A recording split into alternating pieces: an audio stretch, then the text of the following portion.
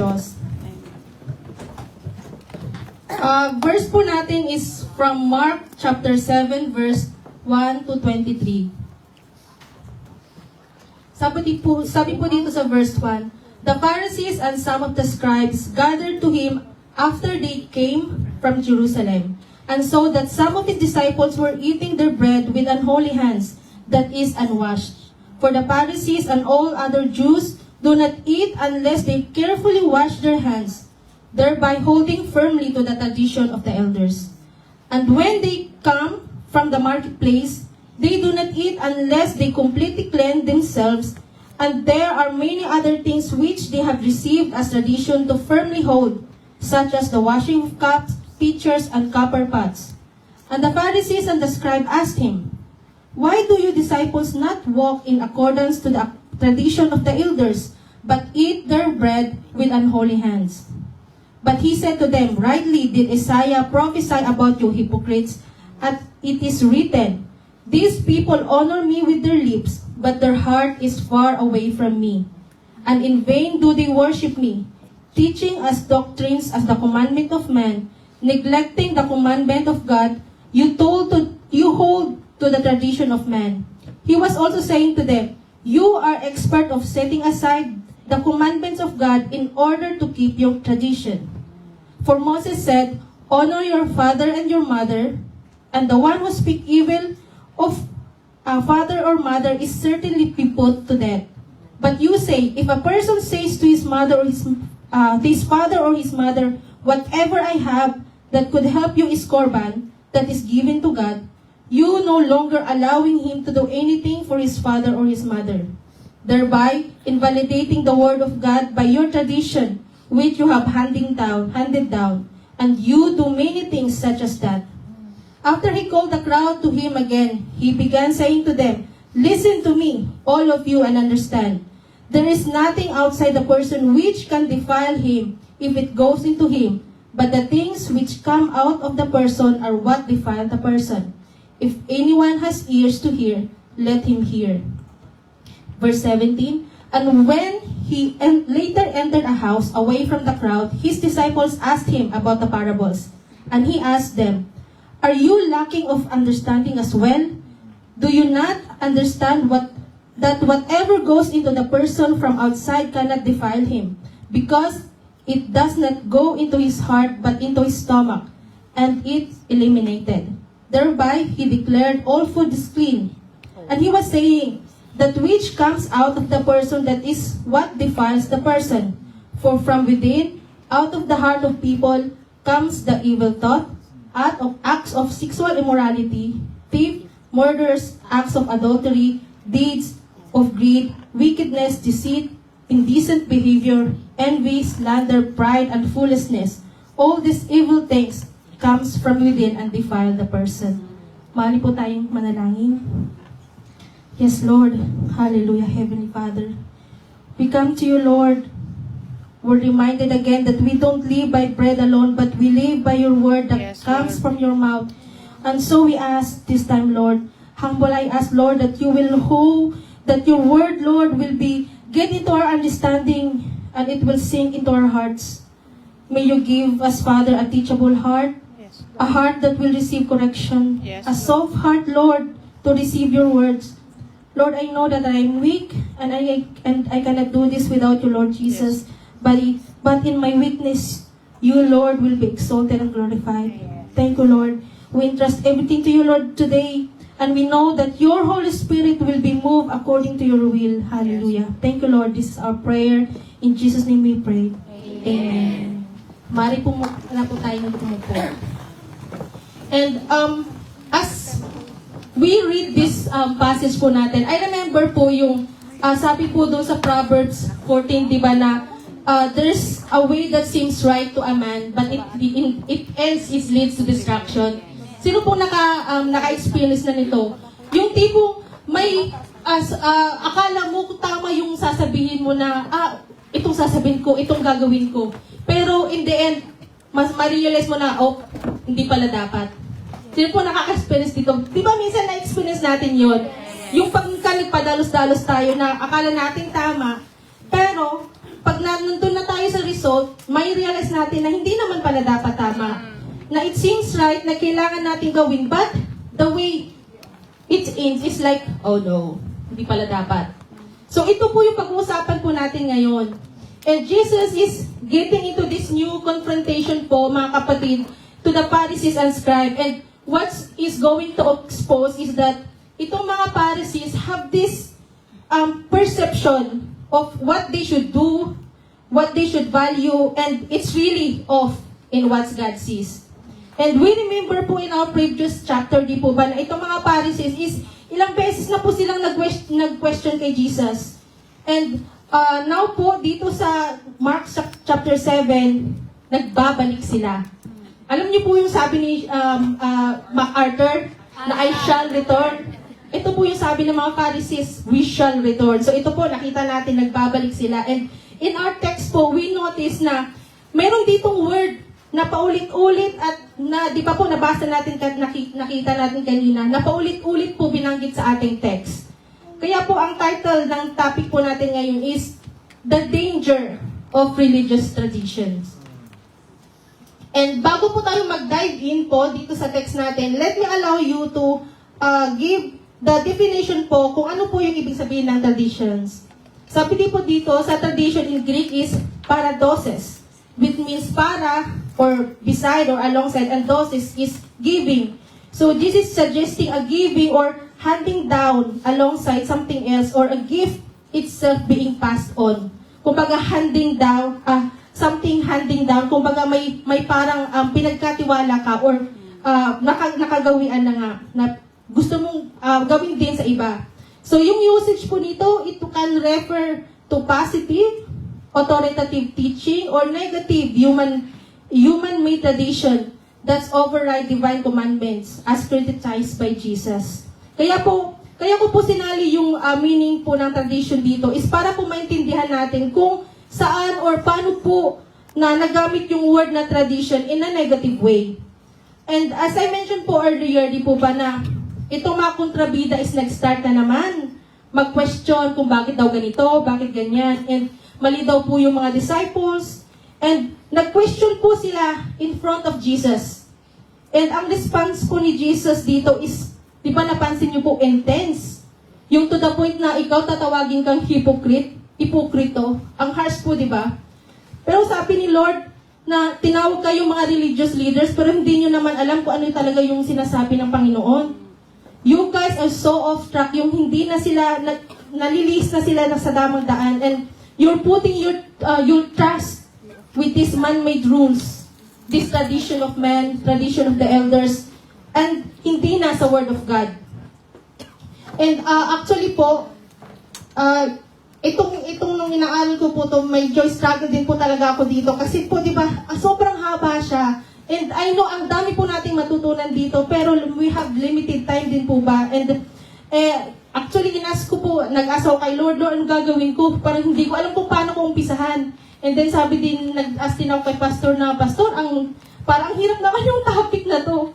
Pero yun nga, sabi ni Lord, and confirmation din na sabi ni Pastor Jim, na sabi ni Pastor, mag-focus ka kung ano yung sa tingin mong mahalaga. And dito po sa tradition na to, medyo nakaka-relate din po ako kasi as someone knows here na dumaki po ako sa ang daming traditions, ang daming rules, ang guidance na dapat ganito para maging maganda daw sa paningin ng Panginoon. Kaya po, as my conclusion, conclusion na tayo. Anyways, the idea po is that putting too much trust in man-made tradition will lead us away from God. Amen. Putting too much trust of man-made tradition will lead us away from God. Naniniwala po ba kayo? Amen. Kaya, simple lang po yung outline natin for this this preaching po. First is the problem. And then, the result. And then, the main source and the solution. So, alam ko po na, di ba, meron tayong mga kanya-kanya mga traditions or mga paniniwala or mga nakagawian. And lahat naman po tayo meron nun. Kasi nakagawian na natin ganito, ganyan. Hindi naman po mali yun. Kasama ay katulad ng sinabi sa definition ng tradition. Wala pong problema doon. Pero, nagiging mali po siya, hindi po siya nagiging tama na, is when we put too much trust in that tradition and thinking na ito na yung guide natin over above God's Word. Dito po nag-uumpisa na it lead us away from God. Kaya po in our topic, Jesus shows us or teaching us or remind us these important points na kailangan natin in our church these days.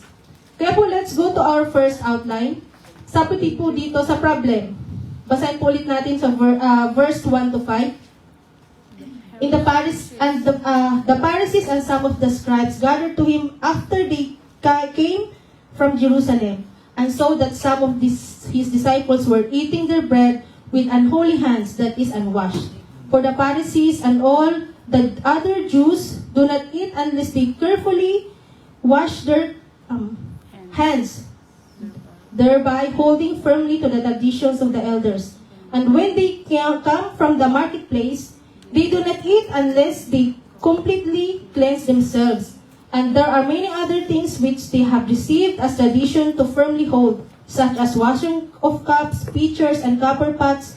And the Pharisees and the scribe asked him, why do your disciple not walk in accordance with the tradition of the elders, but eat their bread with unholy hands? So nakita po natin, ano po yung problema? The keyword po dito is traditions of the elders. The religious man-made tradition. Pero ano po ang pinakita sa atin ni Jesus? Jesus isn't bound by these man-made traditions. We all know po in our previous teaching na this time He is more well-known. Di po ba? Miracles after miracles, healing after healings, diba? Demon cast out, deaf can speak, mute can hear.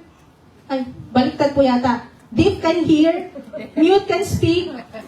Kaya po, ganun na lang yung galit at jealousy ng mga scribes at Pharisees, di po ba? Na sila yung mga nasa posisyon, sila yung nasa mga authority.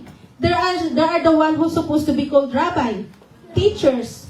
They want this title and they want these people to listen to them. And then Jesus shows up.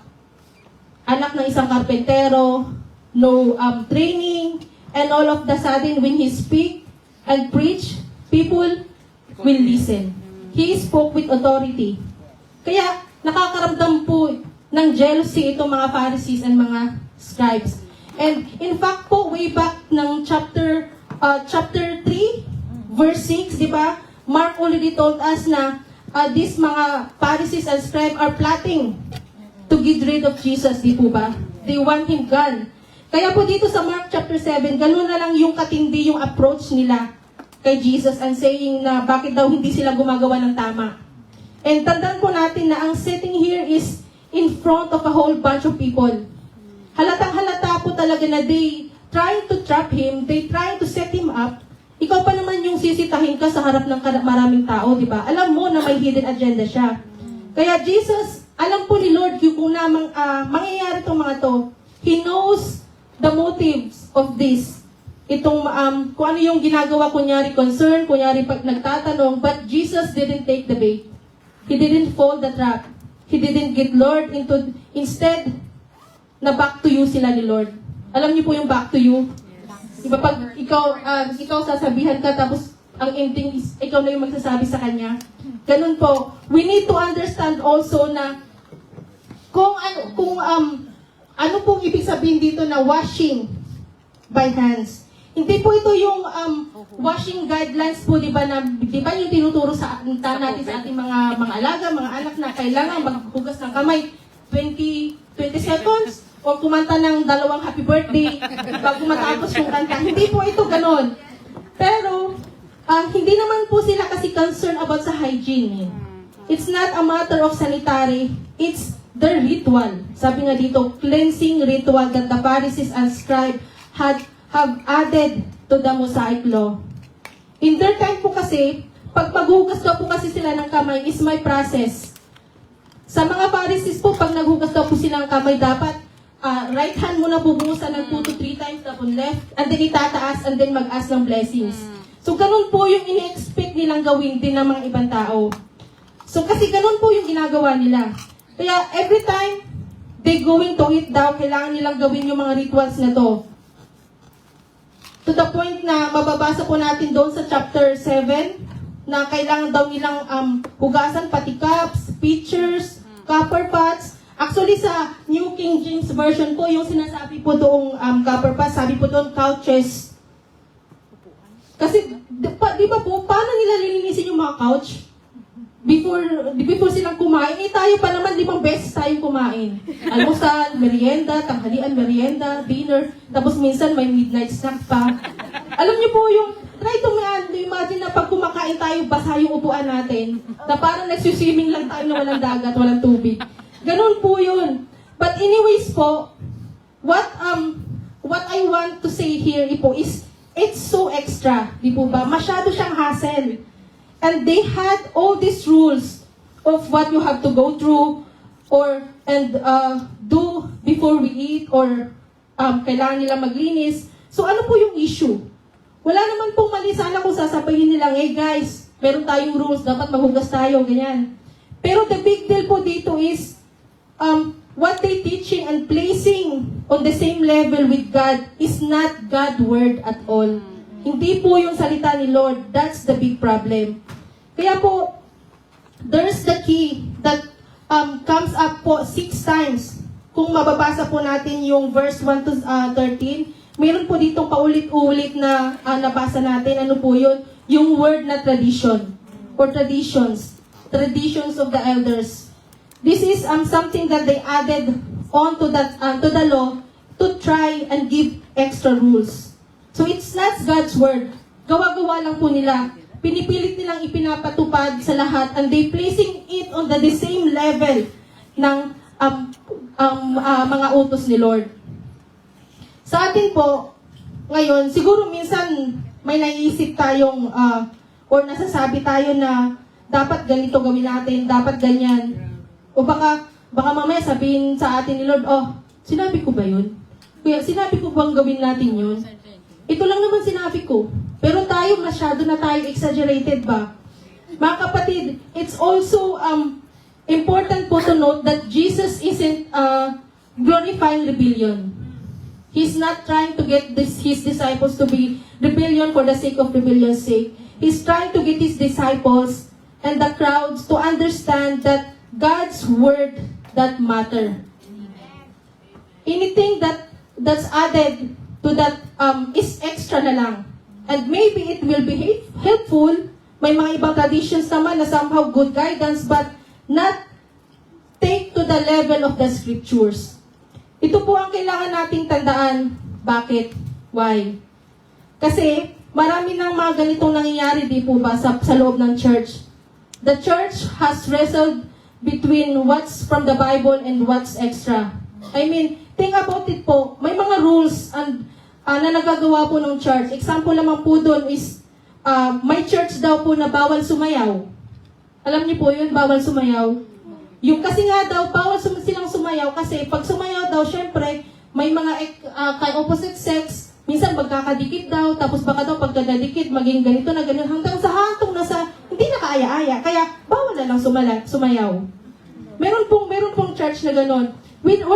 In fact po sa atin, we are so blessed kasi we can dance. Because sabi nga, our dance is a form of worship. Diba? Actually po, yung mga tambourines po natin, at ang ibang nating mga sisters, our pastors is in Yaumati po, ministering. They offered dance there. Diba? Yun po yun eh. And meron din pong church na bawal daw silang magsuot ng pants. Dapat daw nakapalda lang. Yung sobrang haba ng palda nahabot hanggang talampakan. Yung tipong pagdadaan ka is, wow, malinis. May libreng walis. Opo, may mga church po na ganon. Which is, again po, we can see that they're adding things extra on top of what really God said. Diba ang sabi ni Lord, we need to be presentable sa harap niya. Pero hindi naman sinabi ni Lord na wag na tayong magsuot ng jeans, dapat nakapalda lang na mahaba. Di po ba? And again po, napaka-importante na maintindihan po natin yung kaibahan between rules, guidelines, traditions, or kahit ano pang tawag doon versus God's words. Because God's word has the authority. Our Bible, that's the final authority in our life, in our church. Amen po? And ito po yung wala sa mga Pharisees. They not subjected to the God's word. They created their own rules. Magaling silang magdagdag. In fact, the Bible itself na nag-remind sa atin na huwag nating gawin yung mga yon. Sabi nga sa Deuteronomy 12:32. Whatever I command you, you shall be careful to do. You shall not add to nor take anything from it. See, these Pharisees and scribes, alam na alam po dapat nila to kasi parto ng Torah eh. Alam niyo po yung Torah, it's nandun po yung mga law sa first 5 books ng the Bible, Genesis, Exodus, Leviticus, Numbers, Deuteronomy. Kabisado po nila yun eh. So, for sure, alam na alam nila tong rules ay katuruan ni Lord na to. Pero hindi nila ginagawa. And aside that, meron pa pong isa sa Proverbs 30, verse 5 to 6. Mas matindi to.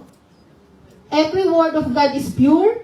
He is shield to those who take refuge in Him. Do not add to His words, or He will rebuke you and He will prove a liar.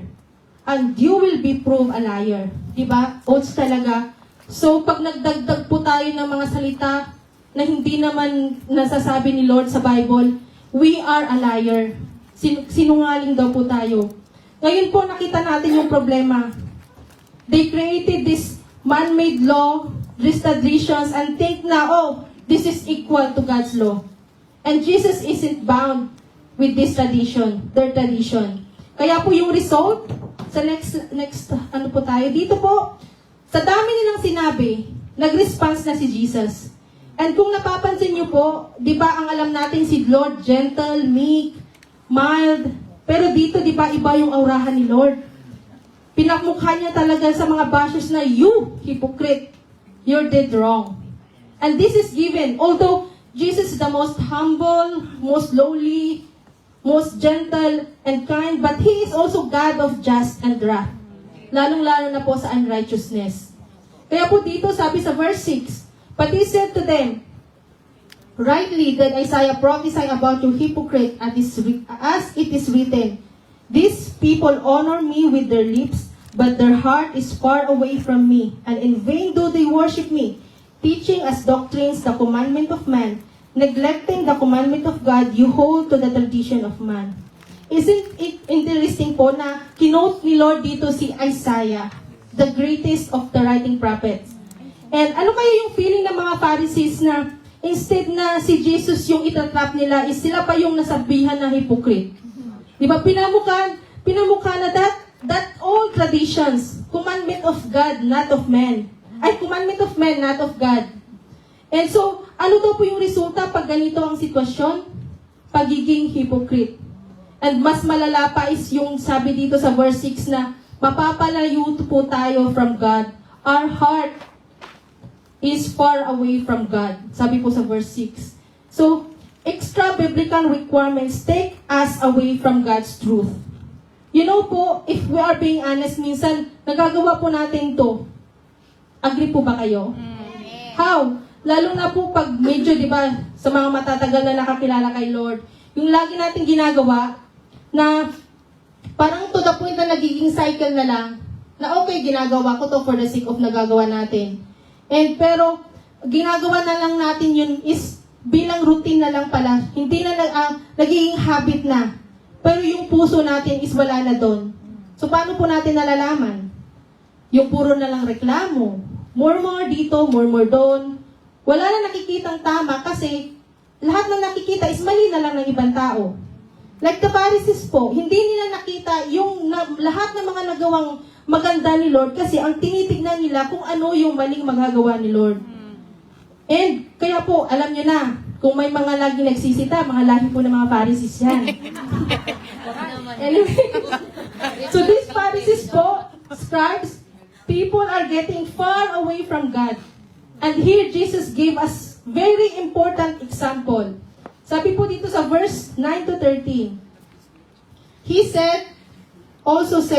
was also saying to them, you are expert in setting aside the commandments of God in order to keep your tradition.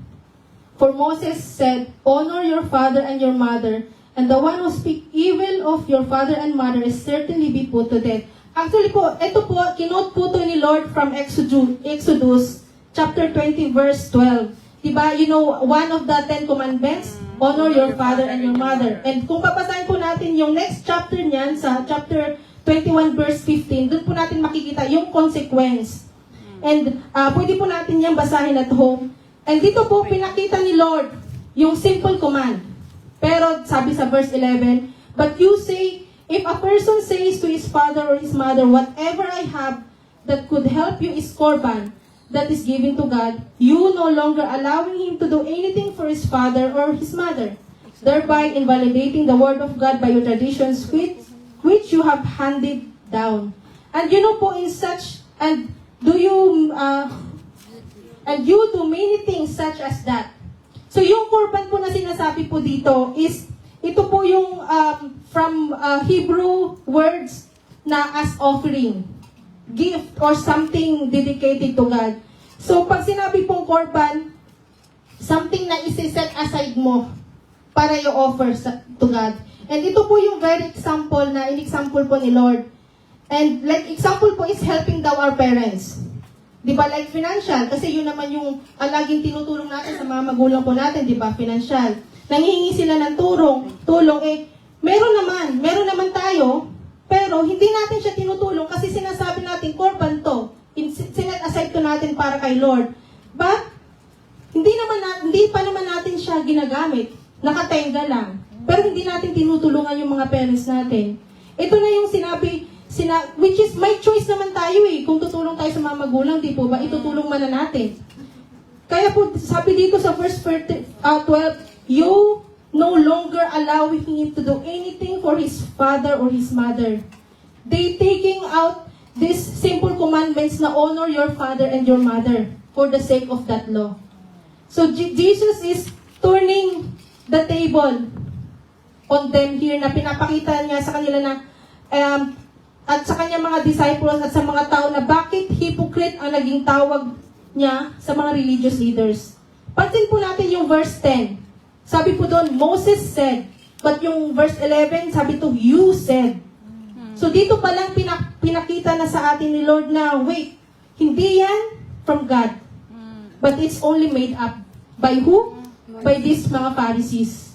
So definitely not from God through Moses. So they elevated not only their traditions to the level of God, pero parang pinapalabas nila na yung mga sa kanila ang dapat i-implement.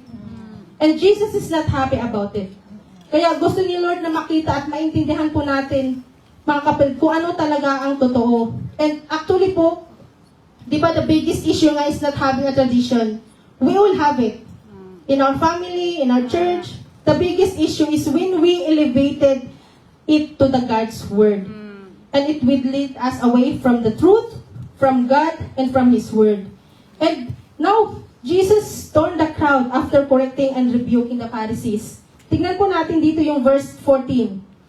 Sabi dito, after He called the crowd to Him again, He began saying to them, listen to me, all of you, and understand.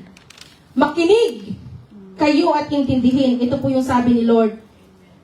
And may clarification po dito si Lord sa mga tao na dapat nating maintindihan at dapat nating pakinggan. Sabi dito sa verse 15, there is nothing outside the person which can defile him if it goes into him, but the thing which comes out of the person are what defile the person. If anyone has ears to hear, let him hear. So now after Jesus shows the Pharisees the hypocrisy, their unfaithfulness to the scripture by elevating their own tradition, Jesus is now about to explain what's going on to the deeper level. So hindi po dapat ito panlabas kundi kung ano ang nasa loob. Kaya po dito sa third point po natin, the main source and solution. Sabi dito sa verse 17, and when he later entered a house away from the crowd, his disciples asked him about the parables. Yung reaction po ng mga disciples dito, para po sa akin na it's somehow encouraging. Alam niyo po yung nandun pa sa crowd na hindi na nila alam kung ano yung sinabi ni Lord, pero hinihintay lang nila, kailan kaya alis itong mga taong to. Tapos nung nakasa secluded place na sila, alam mo yung masyado silang atat na, okay Lord, ano ibig sabihin nung sinabi mo? Diba? Isn't it amazing na for us na pag may hindi po tayo maintindihan, all we can do is ask God. Amen? And yes, minsan po we still have these struggles to understand. Kaya nga po, we need to stick more to God. Make an effort to be closer to God. Keep following Him. Go back to His Word. Seek Him in prayer. Praise to have an open ears. Si Lord naman po, hindi naman yan katulad natin minsan na nakukulitan. Ang dami-dami mong tanong, kulit-kulit mo naman. Hindi po ganun si Lord. The more tayo magtatanong, the more i-reveal ni Lord kung ano yung sagot. Hindi po ba? Kasi, and sabi nga po sa last week sa preaching ni Pastor Jim na sinabi ni Lord na if we saw God's glory, let's call Him. Bisaya. Let's call Him. Ito yun eh. Call Him. Ask Him. Be with Him. Amen? And sabi dito sa verse 18, and He said to them, are you lacking in understanding as well? Do you not understand that whatever goes into the person from outside cannot defile him? Because it does not go into his heart, but into his stomach, and it is eliminated. Thereby, he declared all food clean. So ano po yung ibig sabihin ni Lord dito na all food clean? Sa kanila po kasi they have this dietary law, which is they will know tawag po nila daw yun is kashrut. Tama ba yun, Pastor Lloyd? Kashrut. And where doon po makikita na or maka-indicate yung mga food na pwede daw nilang kainin na tinatawag din nilang kosher. And they have this kabaliktaran naman na hindi daw nila pwedeng kainin. Forbidden food sa kanila. Mga pagkain or animals na pinagbabawal sa kanilang kainin. But this statement po ni Lord na all food are clean are very big. Kasi for Jesus declares that this, pinapakita niya po na we are not focusing on this dietary law anymore.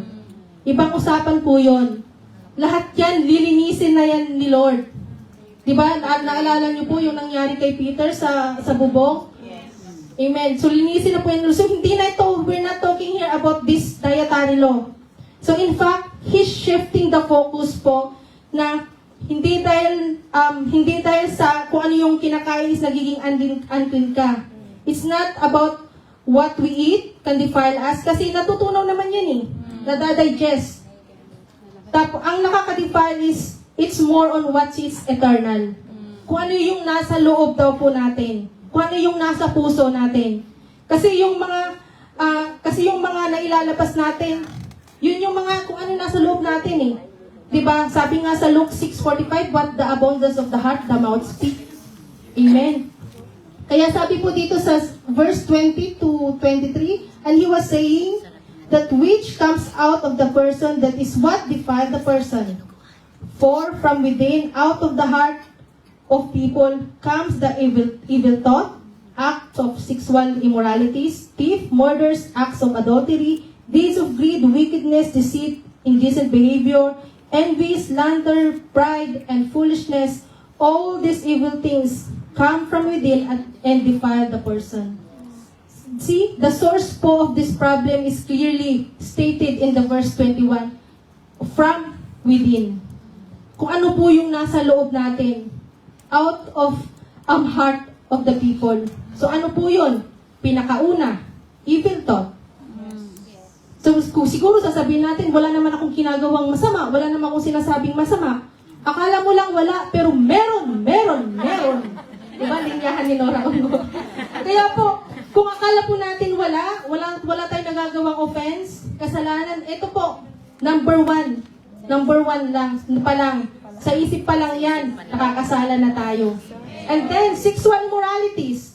Kasama na po dito yung adultery, fornication, incest, yung mga magkakamag-anak, prostitution, homosexuality, yung same-sex, babae to babae, lalaki to lalaki, pornography, rape, and lustful thoughts. And ano pa mo yung mga kasama sa sexual immoralities? And then thieves, murders, acts of adulteries, deeds of greed, yung mga makasarili, wickedness, deceit, indecent behavior, envy, slander, pride, foolishness. Grabe, ang dami, no? all of this po is what actually can defile us. See, ito po mga Jewish leaders na to is trying to fix the issue by adding and adding and adding more rules. Na siguro kung mas marami tayong iniisip nila, mas marami tayong rules na magagawa, mas maganda yung status natin sa paningin ni Lord. Pero sinasabi ni Lord dito na mismo sa harap nila na hindi naman yan yung solution eh.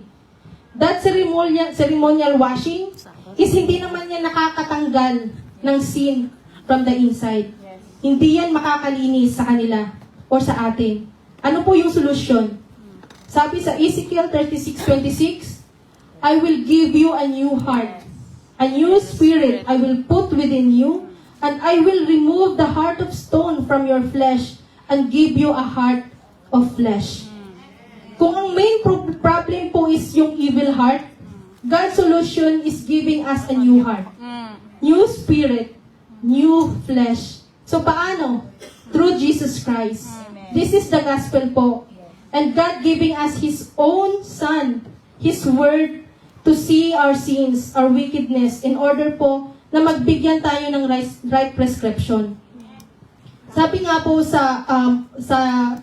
sabi ni Lord sa Mark 2:22, wala po dito sa scripture, no one pours a new wine into the old wineskin, otherwise the wine will burst the skin, and both the wine and new wines will be ruined. No, they will pour new wine into new wineskin. So mga kapatid, hindi po natin pwedeng takpan or tapalan lang ng yung mga nagawa nating mali or kasalanan. Kasi nandun pa din yun eh. Hindi yan nakikita, but soon it will expose. Kasi hindi yan naman yan natatanggal. Hindi po nawawala ang kasalanan natin dahil lang sa meron tayong seremonyal na paghuhugas ng kamay, kundi dahil ito sa kamay ni Lord na pinako sa cross. Sa kamay na pinako, sa crown of thorns, sa latay ng dugo, sa buhay ni Jesus na inanay niya sa cross ng Kalbaryo. Amen? And that is very much more than enough. The one and only way para tayo is mapatawad sa ating mga kasalanan, maligtas at magbigyan ng panibagong buhay, panibagong puso, bagong tayo in Christ Jesus. Amen? Amen. So as my conclusion po, sabi dito sa 2 Corinthians 5:17, therefore, if anyone is in Christ, he is a new creation. The old has passed away. Behold, the new has come. Kaya po mga kapatid, tayo po ay binago na ng Panginoon. Huwag na po natin gawing komplikado yung lahat. Na God already gave us this Bible, His very own word. Huwag na po natin itry na mag-add on pa ng madaming rules para tayo maging maganda sa paningin ng ating Panginoon. What He has done is enough. Amen po ba? Wala na po tayong maidadagdag. Let's stop striving this effort. Let's not be like those Pharisees po na they have this hardened heart. And if we feel like minsan parang feeling natin may nakagawa tayo ng sarili nating effort, our God sees all. Our God is the God of love and full of grace. Amen. We can always go back to Him. Amen. Ask forgiveness, ask a fresh start, ask a new heart that belongs to the Lord. Amen? Amen. So maaari po ba tayong tumayo at manalangin? Yes, Lord. Hallelujah. Hallelujah. Lord, we thank you so much, Jesus, for your word. We thank you, Lord,